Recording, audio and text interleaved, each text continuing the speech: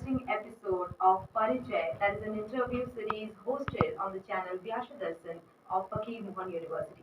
Today, as a guest on this show, we have T. Ravisankar, former director, Epigraphy of Archaeological Survey of India. So, welcome to this interview show, Thank you. Parichay, and we hope to know more about you, your journey, and so how are you feeling coming to Fakir Mohan University?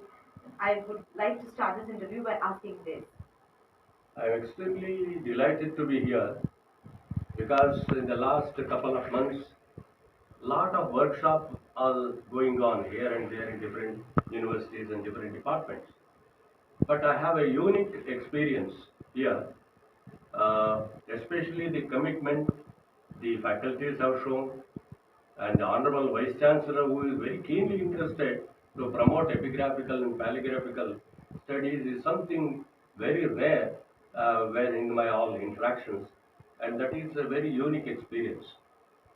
As far as my journey, in a very brief, in nutshell, to put it, I joined the epigraphy branch for Sanskrit and Dravidian inscriptions in the year 1980, and this is one of the premier branch of the Archaeological Survey of India, established in the year 1887 by a German scholar, Pulsch, and many eminent scholars were there who headed this branch.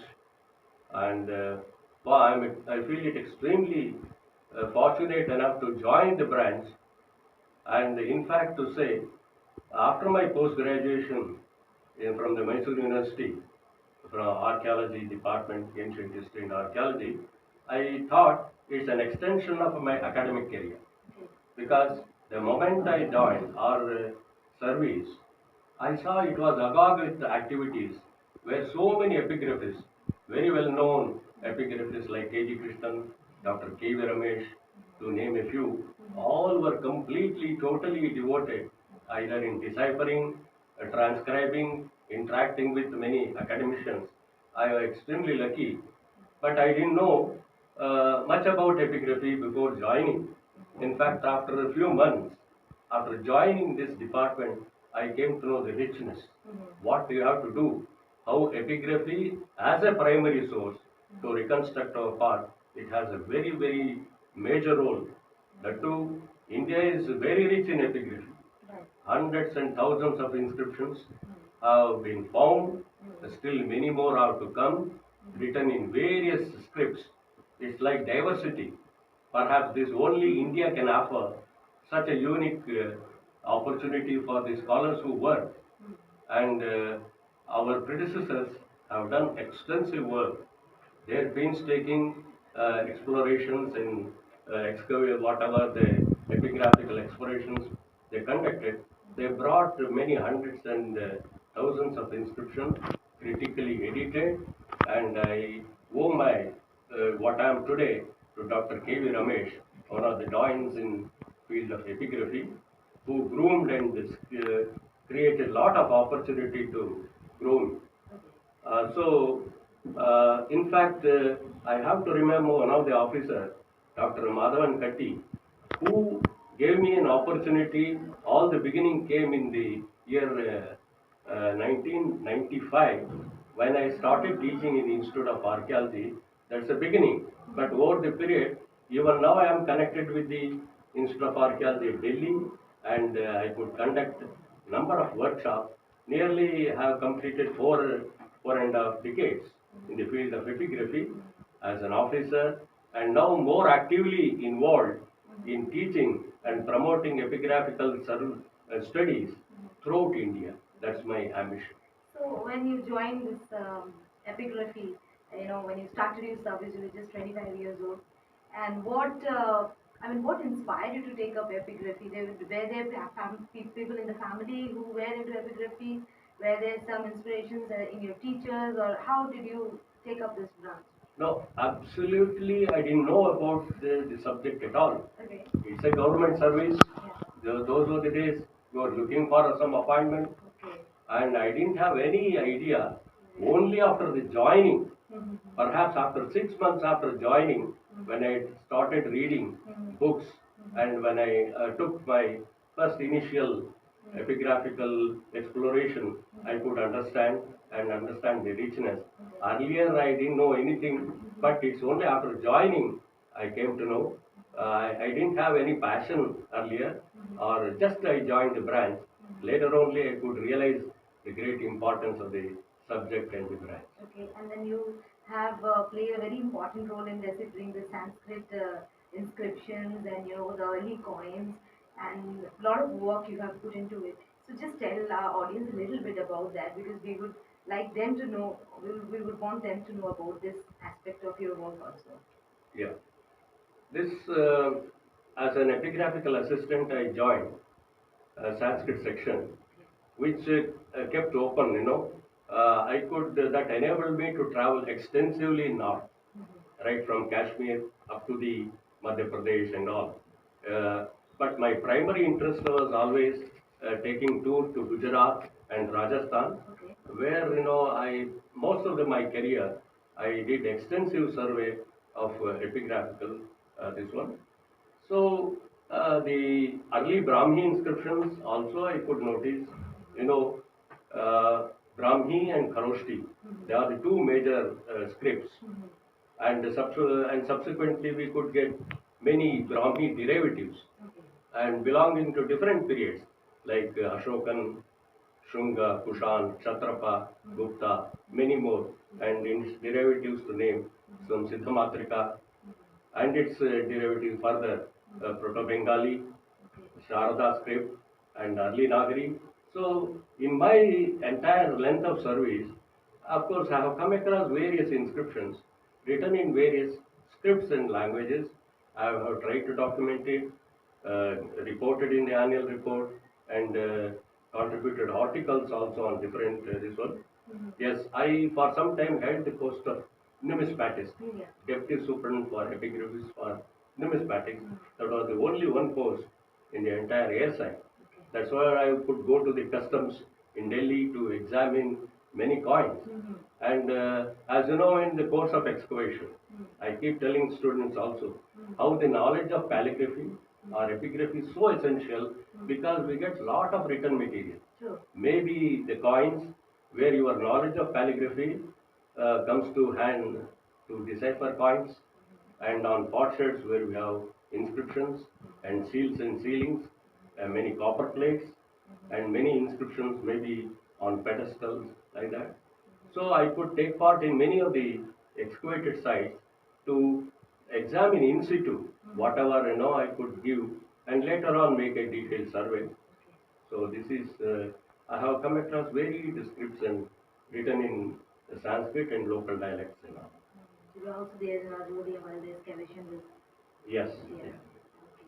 So with this rich experience of yours, and what I could understand is you will always you must be advising students to be master of some and jack of pretty much like all the yes, trades. That is exactly. when they could do excel in their field. Yeah. So with around 28 years experience in teaching, what do you feel that how this branch is going to grow as in I mean as far as academics is concerned? And how will like is this a very popular branch of study? As it, I mean, do students many No, students opt for it? epigraphy is a very, very highly specialized True. field. In fact, among the humanities, among the archaeologists, I don't know, most of the students are drawn towards archaeology rather than coming to epigraphy. I wish to say, nearly 4 decades before, when you go to different universities, especially in North, Mm. there was a dedicated professor Mm. who used to teach epigraphy, Mm. and their contribution has been immense. Over the period of time, there has been a decline, Okay. especially in the academics, where archaeologists they try to manage the teach. Mm. That is, whether you go to the museum, whether in the universities, everywhere there is a setback. What we were seeing some 4 decades before, the scenario is not that, but we have to make efforts to revive. Okay. So That's why is what. it so? Why has it happened? See, one thing, the training part is Okay. very essential. There were scholars, and there is a drift.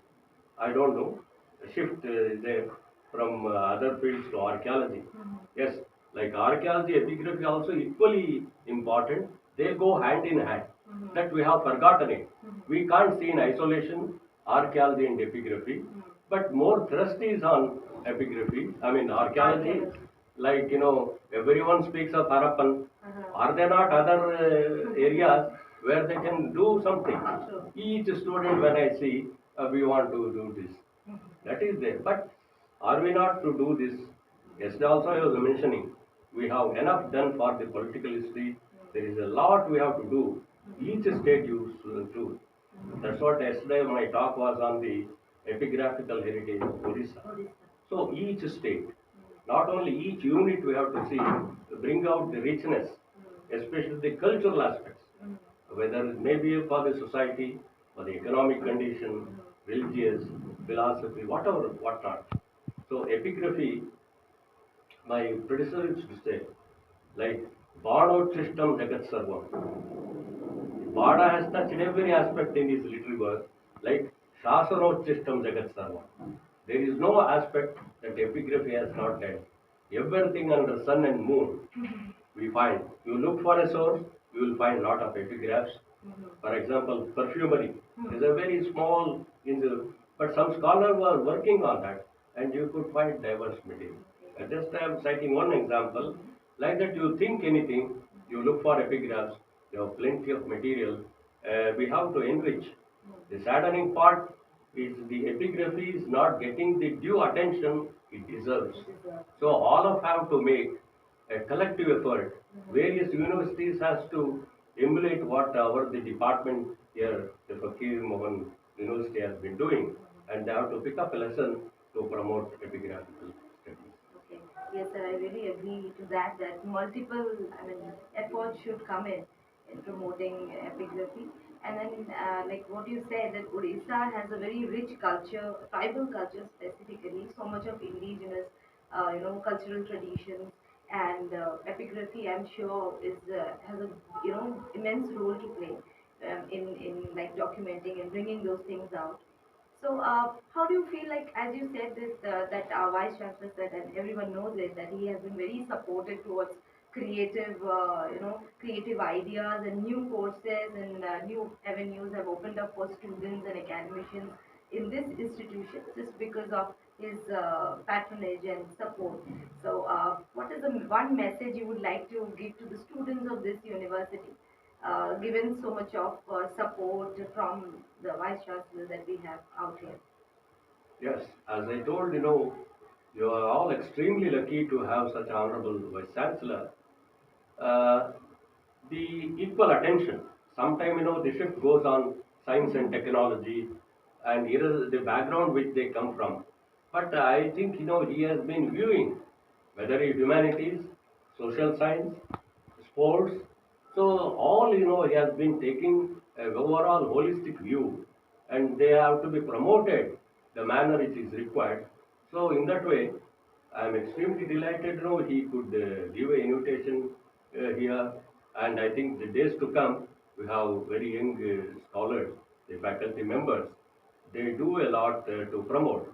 What happens, the message what we want to give, there should be a sustained effort from the point of the students. Whatever taught, they have to keep practicing. For example, calligraphy, when we teach, various aspects, it's not that mere learning here, but they staying connected with the subject. I keep telling, read various articles written on epigraphy, inscriptions, and calligraphy. That's how. And the institutions like this, they have to hold the workshops or the conference periodically. Yes. It's not that once we start and give up for many years. True. This has to happen regularly. Then we only successive batches of students we require, and there is at fast level, the tribe of epigraphists are dwindling. This I have to bring to. Earlier there were many scholars were there. Suppose you go to northeast, many were experts in Manipuri, many other south dialects. of Northeast. Hmm. And similarly, the case with other cases. The very senior scholars are now more young. There is a great need to bring the second and third line of scholars True. to make epigraphy more vibrant in days to come. Okay. So we also had your extramural lecture in the university, and I'm sure that we all have, learned a lot from what you had to say, from your experiences, and from, the extensive travel and study and reading and service experience that you have had. You have added richness to our experience as well, and I wish you all the best for this year. The year has just begun, and as you said, you're having a good time in Bangalore with your daughter and granddaughter. So stay happy, stay blessed, and thank you so much for joining us in this program of Parichay. We are delighted and privileged to have you here on this show. Thank you so much. Thank you. Thank you very much.